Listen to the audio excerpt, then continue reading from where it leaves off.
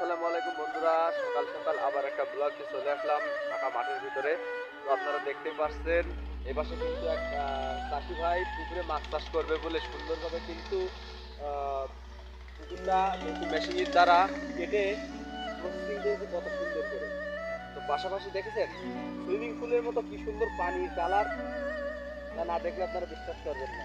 কত সুন্দর পরিমাণ এই সাইডটা গর্ত ছিল, গর্তের ভিতরে যে পানিটা জমেছে একদম নিচ পর্যন্ত দেখা যাচ্ছে কত সুন্দর ভাবে। আর পানির কালারটা দেখেন কি সুন্দর, একদম আকাশি কালারের মতো কালার। আর গ্রাম অঞ্চলে সকালবেলা এখন কিন্তু ইরি ধানের সিজন, সব মাঠে মাঠে এখন কিন্তু বেশিরভাগ সময় মানুষজন ধান রোপণ করবে। আমন ধান উঠে যাওয়ার পর পরে কিছু কিছু কৃষক ভাই সর্ষে রোপণ করেছিল।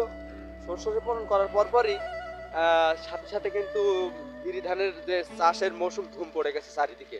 পুরো বাংলাদেশে কিন্তু এখন ইরি ধানের মৌসুম।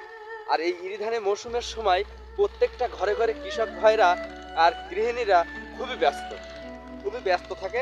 এই সময় কিন্তু ওনারা মাঠে আইল ছাটা, তারপরে কীটনাশক ছাড়ানো, গোবরি সার যেটা জৈব সার নামে পরিচিত এগুলো ছাড়ানো, ভুঁইতে পানি দেওয়া, তারপরে বীজতলা নির্মাণ করা, বীজতলা নির্মাণে পানি সার কীটনাশক দেওয়া, এই কাজগুলো কিন্তু এই সিজনের সময় বেশিরভাগ কৃষক ভাই কিন্তু করে।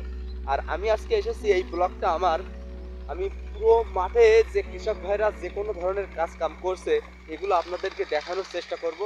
আর আপনাদেরকে